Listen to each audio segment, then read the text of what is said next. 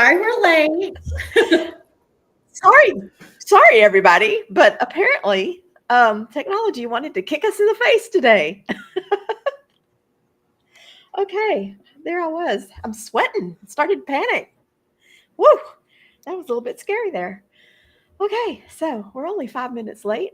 Story of my life. I usually run about 5 minutes late to just about everything. So, hey. No, I'm an early bird. I'm an early bird. On time is late. Early is on time. I do my best. I always have the best of intentions, but I'm usually running out the door with like 60 seconds to spare, thinking, I think I can get there on time. And I cannot. So, oh, man. So, anyway, that was a little nutty.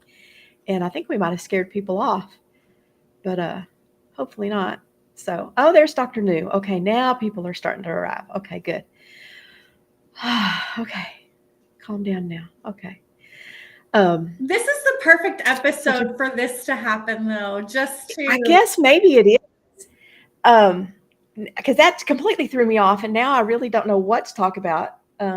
Other than, let's just go ahead and maybe roll the intro. Roll the intro. Gather our wits about us. Let's roll it.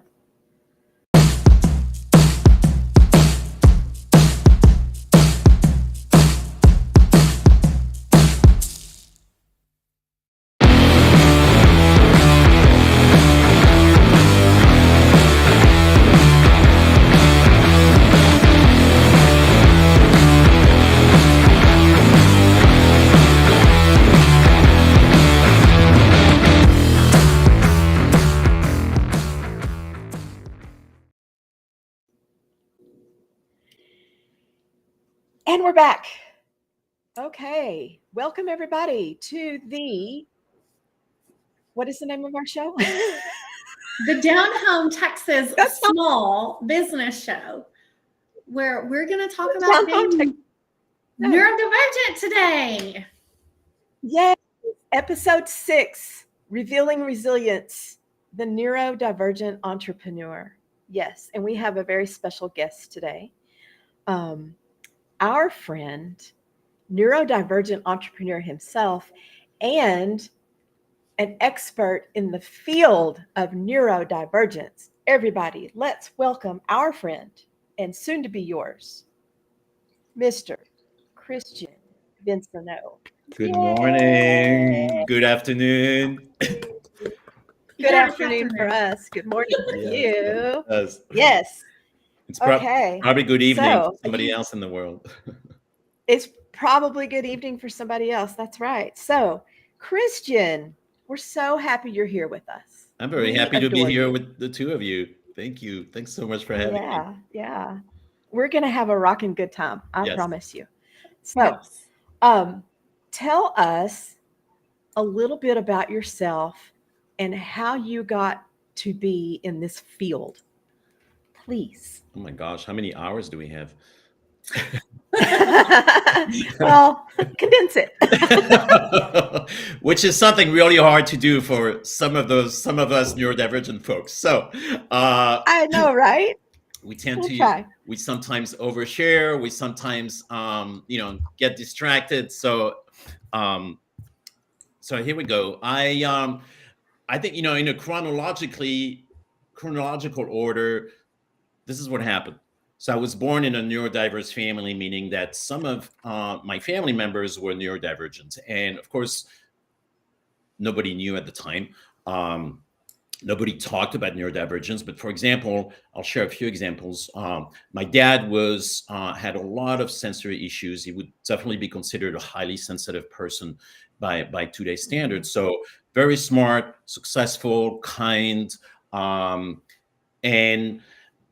but for example, he was very noise sensitive. He was so would often, ask us kids to tone it down when we were playing and just having a good time. He didn't like, quick transitions. So whenever we had to transition from, one place to another, he really he hated feeling rushed. He didn't like crowds. he didn't like windy days. So if he was outside and having a good time, and then the wind picked up, it was time to go inside or to go home. And then growing up, it was, well, that's just who dad is, and that was my normal. And then little by little, I realized that when I started working as an occupational therapist and started working with kids who had, many of the kids I worked with at the time had autism, had ADHD, had sensory processing challenges, and I somehow realized that it was very intuitive for me to understand these kids and to understand what they needed, because a lot of it fell under kind of like the same type of things that I grew up with my dad. And so often the parents of the kids I worked with would ask, how did you figure out what my kid needed? I mean, you just met him today. And I say, I'm not sure. I think this is just what and at the time I couldn't really put it into words. And so as I got more into the field of occupational therapy and so worked with more different kids, and then I started realizing, like, oh yeah, my dad is neurodivergent. And then I started realizing, oh, wait a minute, I'm neurodivergent too. I have a lot of those signs. So I would read the kids' reports, the psychological reports, the evaluations, and it'd be like, oh, problem with time management. Oh, problem with organizations. Oh yeah, I have that. Or problem with and so it was a gradual process, but it was a very long journey. But what ended up happening is at some point a couple of years ago, I decided to get the confirmation that I was ADHD or not, because I had suspected the entire time that I had ADHD. Just made sense. And then the first psychiatrist just was not really with it, and just said, no, that's so. And the second psychiatrist said, oh yeah, you absolutely have ADHD. So there are lots of little lessons in that, even just getting a diagnosis, because many neurodivergent folks have a hard time getting diagnosed and getting an accurate diagnosis. And there are many, many, many stories when you talk to neurodivergent people who are diagnosed, how difficult it was at times to get a diagnosis. Sometimes you luck out and you find a great psychiatrist who diagnoses you right away, and then sometimes you just you're told, oh no, it's depression or it's anxiety or whatever it is. And women tend to have a bit of a harder time getting diagnosed, and it's a whole other episode, right? So basically, looking back, I grew up in a neurodiverse family, where neurodivergence was the norm, and I'm neurodivergent myself, and I've worked my entire life in the neurodivergent space. So it's really what I call my normal, and I'm and in the process, I got to learn a lot about myself and about others, and everything that I've learned through my clients has helped me understand myself better. And every time I learn something more about myself, it also in return helps me with my clients. So it was a long process. So take it from here. Yeah. So one of the things Tammy and I both love about you so much, Christian, is your LinkedIn tagline.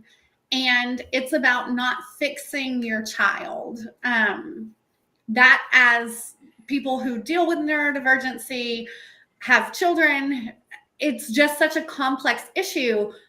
But what do you mean by you're not there to fix somebody with neurodivergence? It's a great question. And thank you for the kind feedback. It's, it really comes from how, as a society, as a culture, we started understanding neurodivergence. And long story short is that we still don't understand a lot about it. But we started looking at neurodivergence through the lens of the medical model, meaning we have a group of what's normal, and we have another group of individuals who are abnormal. Mm-hmm. That's the medical model. So if you're neurotypical, then you're normal. And if you have a disorder, like let's say ADHD, then you are not normal and you deviate from the norm. There are lots of problems with it. Lots of problems with it, because it makes people, it reinforces the concept that there's really something wrong with being neurodivergent. So a lot of people may be watching this or listening to this and say, well, isn't there something wrong? If you're having a hard time focusing, a hard time organizing, if you're having a hard time with social situations, if you have, whatever the situation is, isn't there something wrong? Well, the new way of looking at it, which is not that new, but in the last 20 something years that the neurodiverse and neurodivergent movement has started, we're looking at things from a much more holistic standpoint, from a social standpoint, and looking at the fact that we're all on the continuum of having different needs and processing information differently, and we all learn differently. Now, there's a group, a large group of people who, for example, let's say kids who are perfectly capable of learning well in the regular kind of classroom, with sitting down, paper, pencil, listening to the teacher, and it just works. They may get distracted a little bit once in a while, but it just works. And then we have a whole group of other kids who just don't do well with that kind of format. And it's not because they don't want to study. It's not because they're not responsible. It's not because they're not motivated. It's not because they're lazy or dumb, or it's just that their brain does not quite work the same way. And it doesn't mean it doesn't work as well. It just means it doesn't work the same way. So it could be that, and I'll just use a couple of little examples instead, in case people are wondering, okay, what are you talking about? Well, for example, even as adults, we, some of us do better with music in the background. That allows us to focus better on the task if we're doing some creative work on the computer or, whatever it is. And other people will get completely distracted by that. Well, what's better? There is no better. It's what's better is what's better for you, what allows you to, to function better. Some adults, we, in the last few years or so, we've been seeing a lot of, we've been hearing a lot of things about standing desks, because a lot of adults realize that they do better, for example, in meetings or sometimes throughout the day, but even in Zoom meetings, when they are able to stand. Now, neurologically, that makes complete sense, because when we're standing, we have to, the action of standing and holding a body up sends additional input from the muscles and the joints of our legs and our postural muscles to the brain and to an area that has a positive influence on our ability to focus. So does everybody need a standing desk? No. I'm ADHD and standing desks don't work for me. So but it's just another example of, doing better standing doesn't mean there's something wrong with you. It just means that, you figured out a way to optimize what you have, and it just works better. So it's really, moving away from what's normal and not normal, and looking more at individual differences of how people learn, how people can be their best. So Right. with that, Christian, you are an entrepreneur. You do it on your own. Why does it work better for you?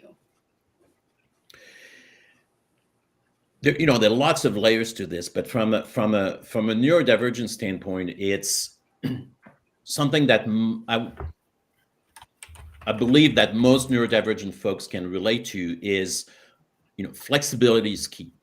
Having as much flexibility as possible in how we organize ourselves and how we do our own work and how we approach work is super important in our ability to just being able to do the work the best we can and feeling the best we can in the process. So working, in your own business usually gives you that a little more of that flexibility. You have a little more flexibility with scheduling, with the kind of how your own procedures, with and And it's that flexibility that allows us to, or that allows me in this case to, to get things done better and in a more comfortable way. Okay, Mhm. so one of the things that I have noticed in my career as a neurodivergent is that some days I have huge bursts of energy and I can run a million miles an hour and be very, very productive. And some days I have the exact opposite. Every task is an absolute fight to get done. I have no energy, no motivation. I'm the same person day A and day B. Why is that? There will not be a free diagnosis handed out at the end of this podcast, but come here for a tax return and a diagnosis. There can be multiple reasons, but the energy fluctuation is one of the very common factors with neurodivergence, and probably some of the main.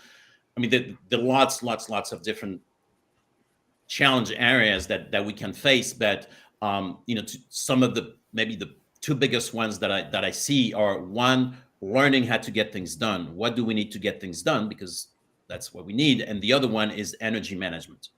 And energy management is a huge one for neurodivergent folks. And it could be that, it could be something related to where we are on the spectrum of introvert versus extrovert. And someone who's closer to being an introvert, or even an ambivert,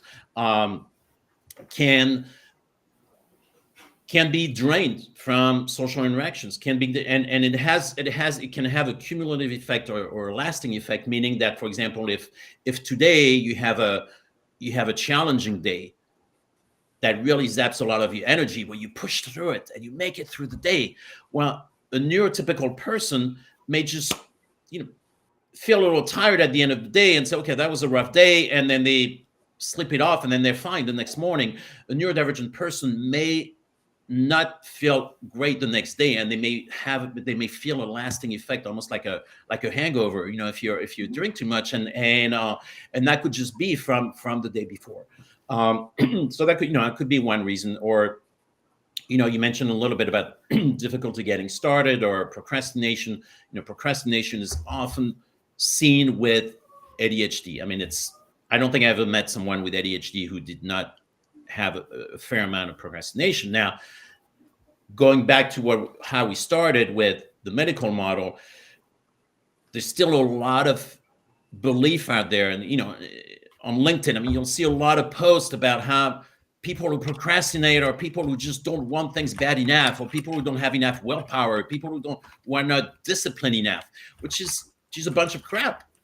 Because we know that once you start really studying procrastination, it's very, there are lots of factors to it, but a lot of procrastination is an emotional regulation challenge, which is very much seen with ADHD and some other conditions of neurodivergence. So once we start understanding it a little bit better, then we can try to remove the self-blame. We can try to remove the shame of, what is wrong with me? Why am I so lazy? Why am I so stupid? I keep doing this. It's not about being stupid. It's not about being lazy. It's our brain that's just not doing what we want it to do at the right time.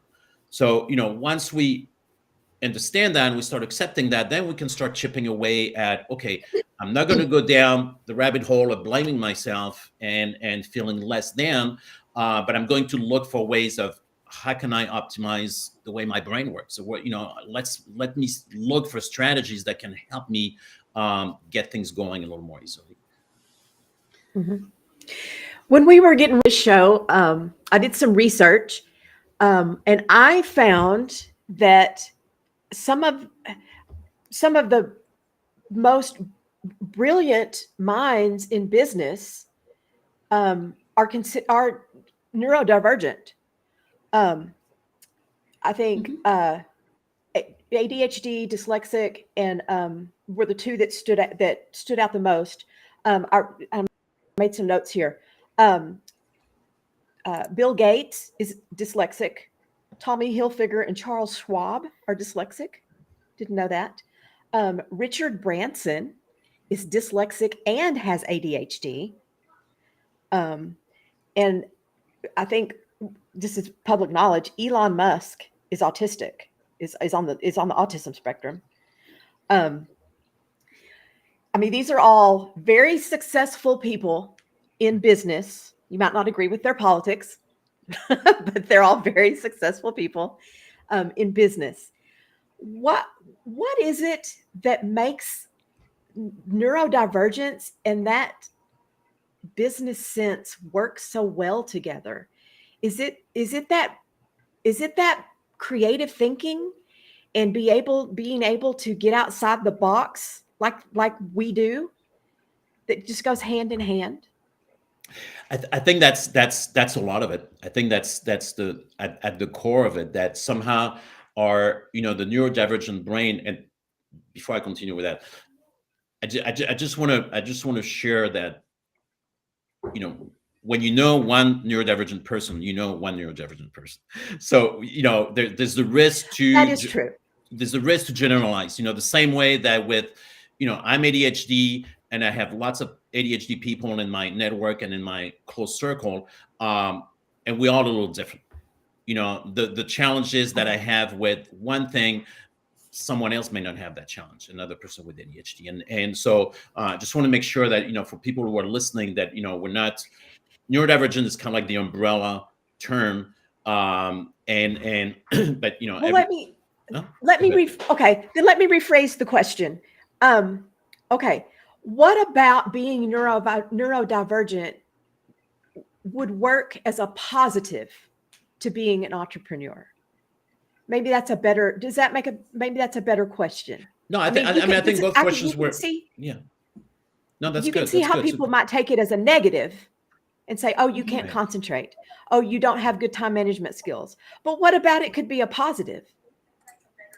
What creativity is very much, a hallmark of ADHD and some other neurodivergent conditions too. So, when an ADHD person approaches a task, they tend to often see the big picture more quickly. They tend to see, we may get lost in the details. We may get lost in the time management of it. We may get lost in the, we may have a harder time getting started on the tedious stuff, but we're going to get really excited with the creative process. We're going to see, and creative, it could be creativity in arts, it could be creativity in problem solving, creativity in starting businesses. And, you'll see a lot of serial entrepreneurs having ADHD, meaning that their strength is to get things started. And then after a while, they get bored. They get bored. Once it got started and it's going, they're ready to start another one, as opposed to continuing it. So, and that's their strength. But, if you don't know that, and if you don't get to a place where you get to use your brain power to do what you're the best at, then you're going to keep facing a lot of challenges. So I think, creativity is very common strength, that ability to think outside the box. And, if you look at creative fields like advertisements or, the art industry, graphic designers, there's an overwhelming proportion of people there who are neurodivergent, and some of them don't know it, some of them know it, so. But I appreciate that you brought up some celebrities who have, who are considered neurodivergent, and because it's, it slowly changes that perspective that we have about something, that, oh, it's all negative, right, it's all bad. Let me hide it. Let me make sure nobody knows that I have this condition. Whereas, no, that's just the way we are, and there are lots of, I think that often the trap that I've seen lately, especially on social media, is to look at ADHD or neurodivergence through a a binary model, meaning it's either a curse or it's either a superpower. Mhm. Well, it's both. Mhm. It's both, because True. you know, I see people saying, "Oh, ADHD is an amazing superpower," and it's like, well, yeah, it's a superpower when you're able to tap into that superpower for certain tasks. But there are going to be tasks, I guarantee you, that are where you're not going to feel very powerful. You know, you're going to be late, you're going to be procrastinating, you're going to be, and no matter how much you want and how much discipline you have, it's going to be really difficult. And that, you know, and in those moments, you're not going to feel like a you know, super powerful person. You know, you're gonna hate it. And so you know, it's a combination of both. But you know, knowing that, okay, there's you know, lots of people who are succeeding, who are you know, who've learned to manage the way their brain works, and make the best of it. Then that's, you know, that's the goal. When you were saying Mhm, those things, mhm. Christian, it made me think really big about imposter syndrome. I think that's something that a lot of people have dealt with, continue to deal with, and make us question our career. Did we do the right thing? What are some things that, when even neurotypicals, neurodivergents are kind of battling that, like what are some things that they can do to remind themselves, yes, it is a great hindrance and it is a great superpower, but on the times that it's a hindrance, are there things that we can be doing to help us not fall into hating it as much? Hating well, it's a lot of it to me goes back to knowing ourselves the best we can, and understanding our condition the best we can, and going from there. Because you know, when knowing ourselves the best we can could mean, so for example, for me, it could be that, you know, over the years I realized that one layer was trying to think of something practical. um okay, for you know, the greatest part of my adult life professionally, I worked as an occupational therapist. So on a daily basis, what that meant is that I worked with kids in a clinic-based environment, and it was very much play-based.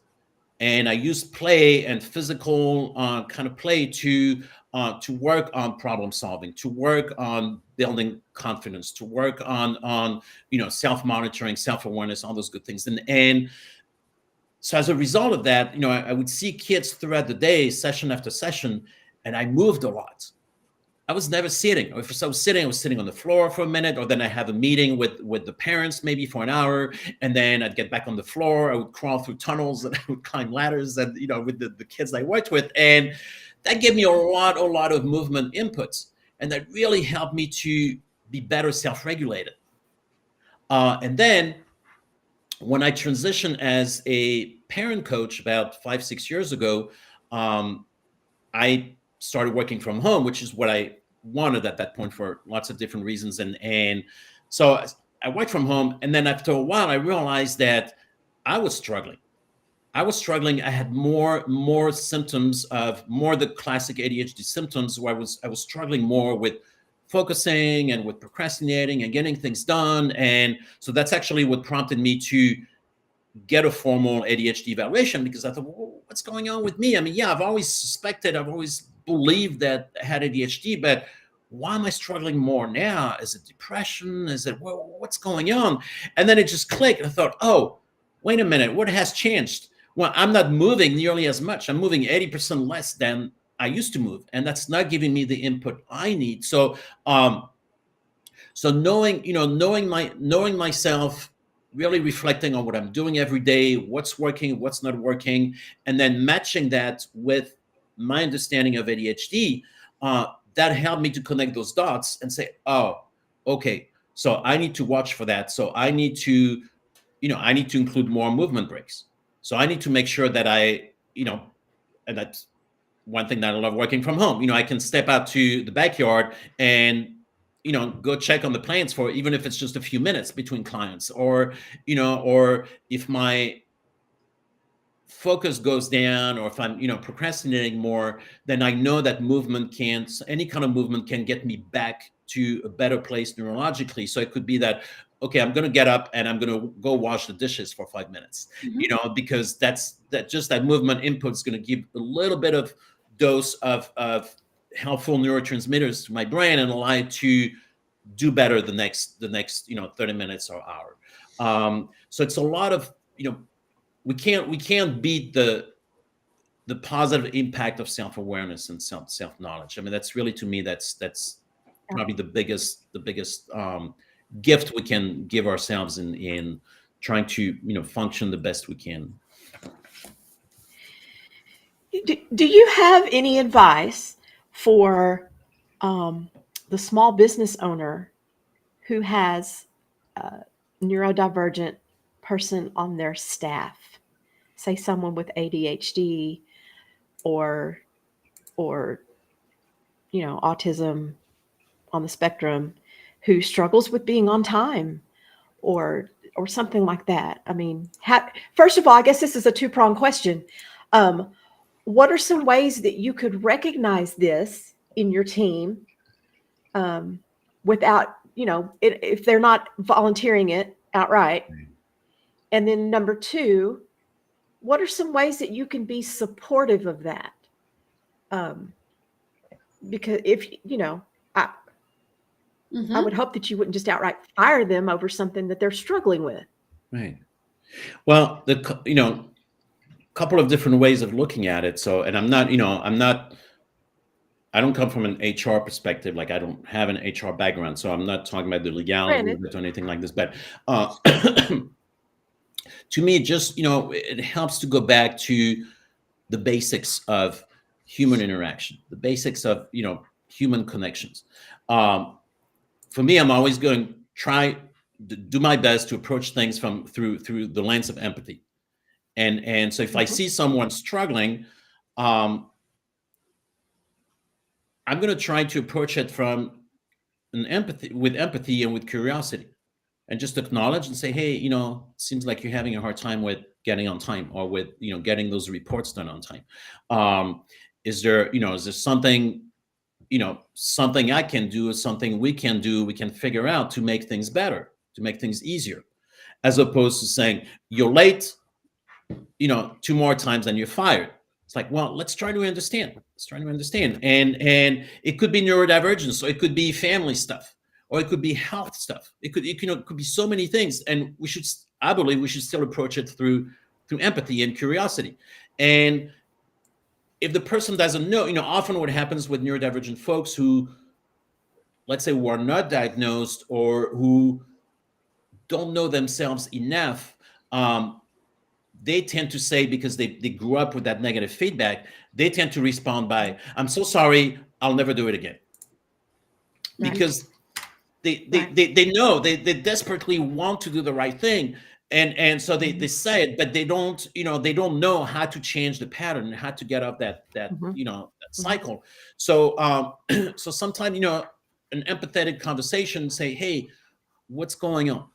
I can tell, so someone may say, oh, and it may lead to different things. It may lead to, and I'm not talking about making excuses for people, and if someone is always late and doesn't get things done, well, I mean, at some point, you've got to acknowledge that, and might be consequences, or might not be the best fit. And I'm hearing some echo for a second. Oh, it was me. Sorry. Oh, this is me too. And so, totally got distracted. It's a perfect example of how my neurodivergence affects me. I'm sorry. Yeah. No, you're good. But I think it's a good example. And so I think, having a conversation about it, because and being empathetic and trying to problem solve with the employee, and say, is there something that would help you from a company standpoint, from the way we work, from our expectations, is something, somebody may say, well, it would really help me if I had I'm going to say anything. If I had a 15-minute buffer in the morning, if I had a little more flexibility, See, so that I can, just a little bit more flexibility. come in a little, on some days I may be 10 minutes late, but I can stay a little later at the end of the day, or I can, okay, that may work great for that person. Yeah.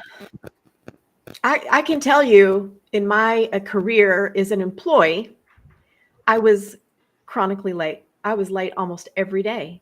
And I never realized that that was a trait of me being neurodivergent until I met you last year and started following your content and just talking with you and getting to know you and different things. And that's when I started to realize I have these tendencies and I've had them all my life. And I just didn't know that that's what that was. And so if I had and I had some wonderful employers who put up with a whole lot of bullshit from me. So trust me. Yeah. But that would have been really nice to have somebody approach it from that perspective to say, hey, it looks like you need about a 15-minute buffer every day. So we're just going to extend you that, but Yeah. unfortunately, I always felt so anxious about it because it was just, for me, from my childhood forward, it was just always wrong. It was wrong to be late. Right. And even today, I still struggle with being on time. And it's not because I'm not trying to be on time. I am trying to be on time. Trust me. Yes. It's just me. It's just me. And I can't help it. So Little piece. Thanks for sharing that. And then, little bits of trivia that you may or may not know, but the two of you know the word optimist. no. So optimist is a word that means that we're overestimating how much time we have to complete a task. Oh, I do Yeah. that. I do that. I do I that. do it all the I was going time. to say this. Oh, So I wanted to talk about this. When she said it, I'm the other side of the spectrum from her. She's late and I'm so early because I overestimate how much time everything's going to take. So it's often something that oh. neurodivergent folks deal with, especially with ADHD. So it's not a diagnosis criteria. It's not bad. It's often something that we see more with ADHD folks. So I'm 99% of the time I'm on time for appointments. But what happens is, no matter how much time I have to get ready for that appointment, I tend to rush, and I tend to wait until the last minute, because I think, oh, I have enough time. That'll give me plenty of time. I have that half hour, or I have that, whatever it is. And so I make it on time, but it's a mad rush. And I'm not doing it on purpose. And it's like you, Tammy. It's not like I'm purposely doing this. It's not a weakness of character. It's not that I'm not trying hard enough. It's just almost every single time I think, okay, I have to make sure I have enough time to prepare. So usually I give myself enough time, but let's say to get ready in the morning before, for my first meeting, it could be that, okay, I know I need at least 30 minutes to get ready. Shower, the beer takes probably 29 or the 30 minutes. And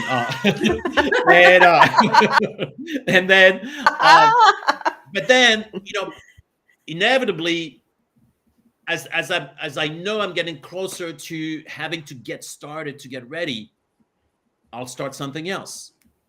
Or I think, oh, it's just one more thing I need to do. Or oh, let me just check. Oh, is there this appointment that I forgot to check on? Oh, what's my schedule today? And suddenly I don't have 30 minutes anymore.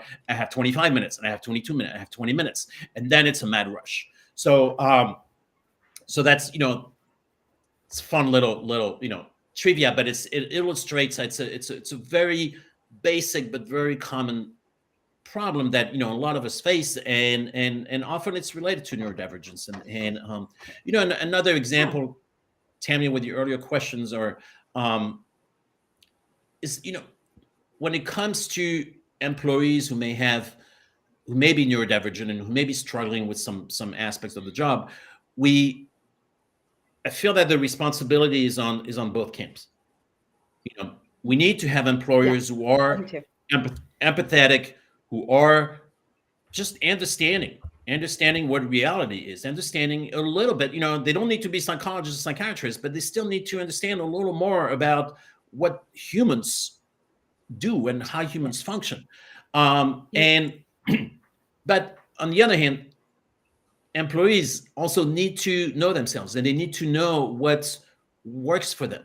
If I've worked with adults who are neurodivergent, and who were through coaching realized that they were in the worst possible work environments, but they were trying so hard to make it work, but it was just not. It could have never worked, no matter how hard they tried. So once they started realizing that, and it was not like an overnight thing, but eventually they started realizing, like, well, why isn't it working? And they would blame themselves. There was such a huge amount of blame and shame about I need to try harder, or why am I so dumb? Why am I, what is wrong with me? So that question to me is often like a huge red flag for neurodivergent. What is wrong with me? So when you see an adult, year after year, a smart adult who keeps saying, what is wrong with me? Neurodivergence is often the answer. And so, once you figure out that, I'm in the worst possible work environment because it's requiring me to do a lot of, let's say, tedious work that my ADHD brain does not like. It's not giving me enough stimulation. It's not giving me enough, I need more novelty. I need more. And then you can start looking for environments that are a better match with who you are and how you process information and how you work. And then you can start really shining and decrease the amount of stress in your life. Mm-hmm. Yeah. So the employer shouldn't have to be the one who solves. I do agree with that. But vice versa, the employee, once they know themselves, can, there should be some accommodations that are really not necessarily that big of a deal for companies. Right. There's some give on both sides. Yeah. Exactly. I do agree with that as well. And one of the notes that we wrote, on here, and Amanda, you remind me why we wrote this. We wrote down, fit inside the box, suffer, or go away. And if you stay and suffer, do so quietly. Do you remember why we wrote that? So we were talking very much kind of about our experiences in our careers. And that was pretty much the two options that we have been given, Tammy and I, when we were talking about this, when we were getting ready for the episode, just that we want you, we like what you do for our company until it doesn't fit the box, until you're not normal. And Tammy and I both hate the word normal. We understand where it fits, but it's something I struggle a lot with, and Tammy has expressed the same. But when you're not the normal employee, either you fit yourself back in the box, or you're spilling out of the box, but you do so quietly. You are not allowed to say the box makes me uncomfortable.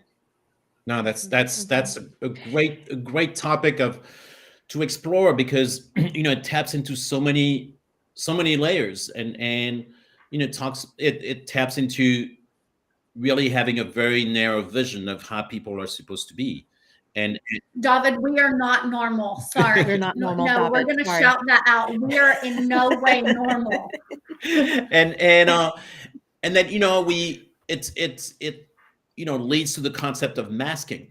A lot of masking. That's where we want to go. Yes. So a lot of neurodivergent folks grew up with masking. Now, what is masking? It's like when we pretend that we're cool, we're good with what's going on, where we can completely do the job, and we attribute our difficulties to something else. We say, I'm so sorry, it was my dog's fault this morning, or it was, or I was sick, and that's why I'm having a hard time, I couldn't finish those reports on time, when because we're so afraid that we're going to be judged negatively, because because there's still a majority of people who consider neurodivergent type behaviors as abnormal, unprofessional, a weakness of character, and so on. So who would want to admit that? So of course we're gonna come up with another reason, and even to ourselves. And it's to the point, I've seen a lot of neurodivergent adults who, in their 30s, 40s, 50s, or more, just start unpacking how much negative feedback they've internalized, and how much negative beliefs they have internalized about themselves. I mean, it's really, I can't tell you how many people on LinkedIn, on the posts that I've written, acknowledge how difficult it has been, and some of them will say, "Hey, I cried reading your post because for the first time in my life I feel seen. I feel seen and not blamed." And it just connects some dots, and why I'm having such difficulty. So masking is, I mean, I've been at this my whole life, professional life, and I still catch myself masking. I'm like, oh, wait a minute, I think I'm masking. I think I'm telling others, oh no, I'm fine, it's all right. And it's like, no, it's not fine. I'm not really doing well. I'm just kind of like pretending to be doing well because somehow that's the expectation, because it links to, well, if I acknowledge that I'm not doing well in this situation, it's going to come across as I'm not really professional, or I'm not really trustworthy, or I'm not really, and which should have nothing to do with it once you understand really what's causing the problem. So Tammy and I discussed masking a little bit, and I have never heard it said the way that you just said it, Christian. I know I have masking tendencies. When I was really young, if somebody was really good at something and they were praised for that, so say a teacher praised somebody for sitting still and being quiet, I immediately picked that up as a behavior that I needed to do. Even though it was not normal to me, it's not, I wanted to talk, I wanted to move, I very much picked up traits of those around me to make my personality who I am. And as I've started shedding those things, I mean, it could be from the way someone speaks to the way that their mannerisms. I picked up so many traits from other people, and because what I wasn't okay. No, that's great. That's great self-awareness on your part, Amanda. And because that's exactly how it happens, and that process of picking up on what's going on around you and picking up on the behaviors that are rewarded, is a very natural process of growing up. That's what allows us to learn. But what's tough in that process is that, most of us grew up in an environment where people don't understand neurodivergence, where people don't understand that some kids may not be able to learn their best by sitting down. They're going to learn their best by standing, or by, having hands-on, projects and excuse me. And so when we don't recognize that in kids, then of course, then you're going to start believing that, oh, I have to work really hard to be like that other kid who's been rewarded. And can you do it? Well, we're all on the spectrum. Anyone with neurodivergent condition is on the spectrum. ADHD is on the spectrum, autism is on the spectrum, dyslexia is on the spectrum, Tourette's is on the spectrum, and some people have more of it or less of it. And even though we may all qualify for a diagnosis, but we can still have more or less of certain features. And so what happens is that when we try to be like those other kids who are being rewarded and being rewarded, they're not really trying necessarily that hard. It's just that their nervous system is giving them the ability to sit still and focus and absorb the information. Where some other kids may have a harder time. They may need different strategies to absorb that same information. But for a kid who doesn't have as much difficulties, you're going to be trying your best. You're going to be working twice as hard. So you're going to look the part. and Yes. and you're gonna get rewarded, but at the end of the day, it's gonna take a toll on you. And that's that's that toll that we often carry through adulthood. And once when we don't understand it and we don't start unpacking, that's what leads to can lead to more common headaches, to insomnia, to more mental health issues, to more anxiety, to more depression, because we're having to work so damn hard on looking the part and doing things a certain way that doesn't really work for us. Yeah. Amanda and I, we were talking about this earlier before the show. We were talking about my older sons, and they both are on the spectrum. We did not realize that until the grandson came along, who's now 5 and is diagnosed as autistic. My older 2 sons have not been diagnosed as being on the spectrum, on the autism spectrum, but it is obvious now that they are. And it was kind of mind blowing to see these traits in the little one, and then go, oh yeah, our older 2 did that. Oh yeah, his father did that when he was a kid, and and just how, what is it, 30 years later, things change. And so the way you look at these things and the way you view behaviors and things changes over time. So you look at it and you go, oh, well, wait a minute, that's not normal. We need to have that looked at. And now you realize, oh, this is autism. This is what they call being on the spectrum. And then his father, my oldest son, says, I've been on the spectrum all my life, Mom. It's just that I masked it,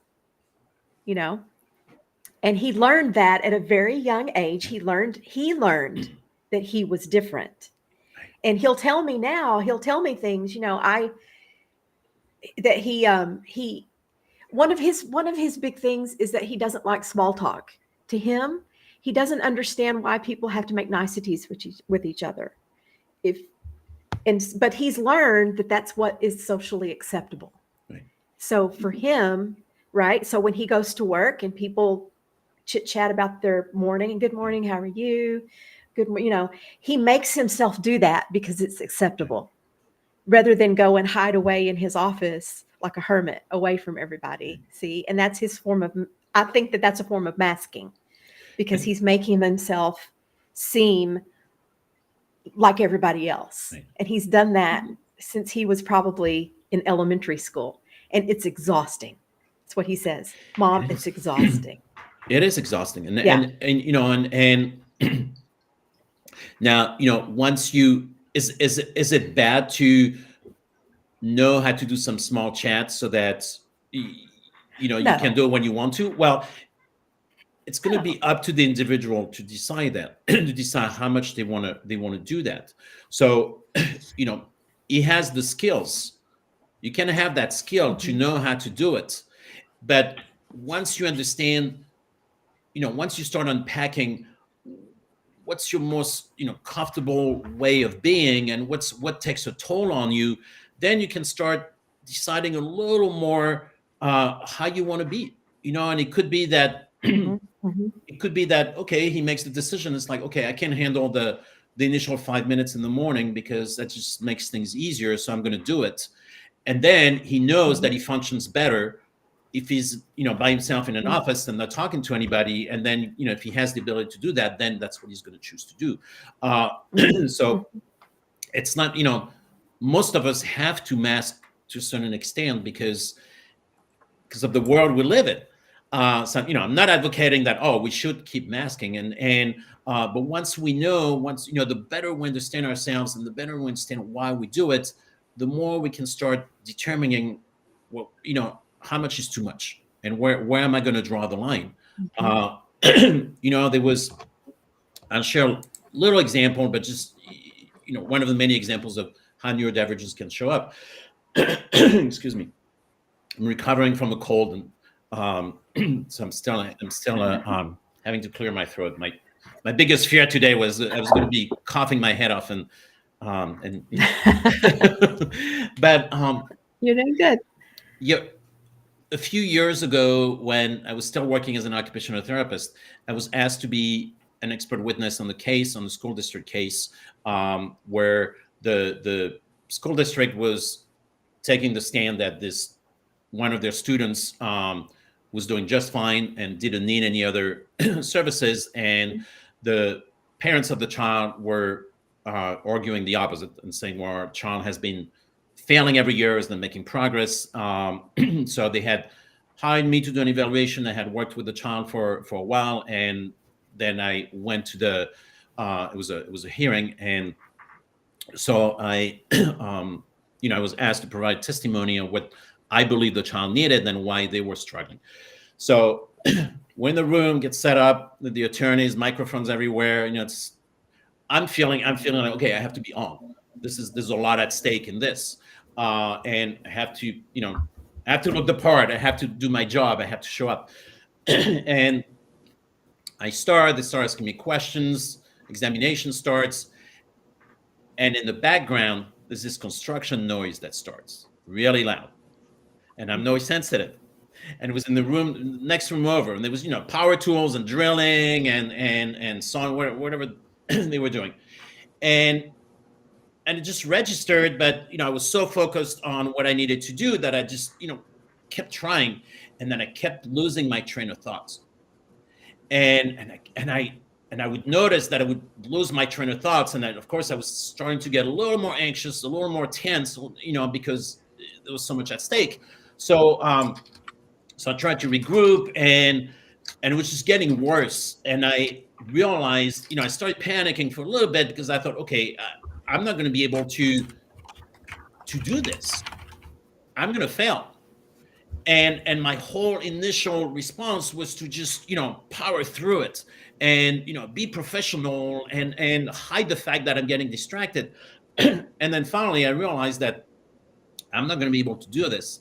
And it was coincidentally and ironically, the child that I was testifying about had a lot of auditory sensitivities as well, and was one of the reasons why he was struggling in school to keep up with the work, and had some behavior challenges as a result. So I just stopped and I acknowledged it, and I say, all right, I say, I'm here to talk about sensory sensitivities.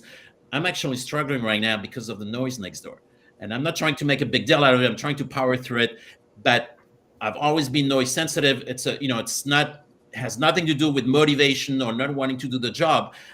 I can't concentrate. I'm not going to be able to do the job. As educated as I am, as smart as I am, as motivated to be here, I'm not going to be able to do the job. And so they went next door. They told the workers to stop, which I'm sure was felt bad for the workers because they had the job to do it. They couldn't do it. But I was able to do that because I had enough self-awareness. I had enough self-knowledge of me and also of the conditions.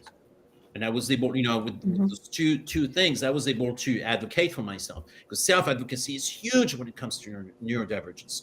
But, I was also in the position where I had, I had some authority, where I was able to do that. If I had been in another, role, I may not, they may have said, well, that's too bad, and you still have to keep going. So it's now, of course, I lost my train of thought about why I made this point initially, but it's self-advocacy is definitely something that needs to be considered for going back earlier points, and but again, it relies on that self-knowledge and then understanding our conditions. Yeah. Well, I think I have learned so much in the past. In the past 5 years, of course, with the little one, Argus, coming along and him being autistic has taught me a lot. And then finding you has taught me even more. And it's opened my mind to realize that people just think differently sometimes. There's nothing good or bad or right or wrong about it. It's just some people's brains work this way and some people's brains work that way. And if you really get into it, it's all really fascinating at the different ways that we're made and the different ways that we tick. So that's the way I view it. And I like, and it makes me want to know people even more. I love it. I love Yes. it. So, It's a great right? great way of looking at it, and um, it's appreciate you sharing what you learned from our interactions, and I'm grateful that you were willing to learn with me along the way, um, and that's it brings me to wanting to make a point for anybody who might be listening to this today or in the future is sometimes there's this belief that, oh, if we just read that book or hire that coach, it's all going to be okay. We're going to figure it out. We're going to get our life together, and we're going to master this ADHD, autism, whatever it is, and we're going to be good to go. It's like, well, it doesn't work that way. So like anything else, it's really a journey, and it's a it's a truism, but it's and so my encouragement is for anyone who believes they might be neurodivergent, who is neurodivergent, to really embrace it as much as they can, and just, but also to pace themselves, because it's not, we don't have to figure it out tomorrow, and we can figure out a little piece, and that there's just not one way that's going to be the answer.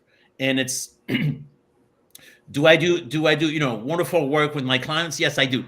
And my clients will tell you this, but there's a lot of different, the fact that you've learned from just, I've never worked professionally with any of you.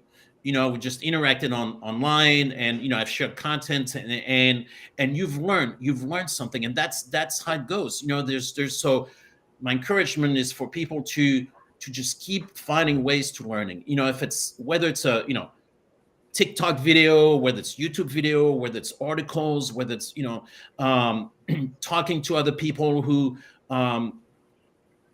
see themselves as being neurodivergent, or whatever it is. And yes, it could be seeking a diagnosis, or it could be, but there are lots and lots of different ways that are going to help us gain the knowledge that we need. And it's just not an overnight thing. So pace yourself, keep at it, and every little step can make a difference. Hey, Christian, why'd you call me out about all my books?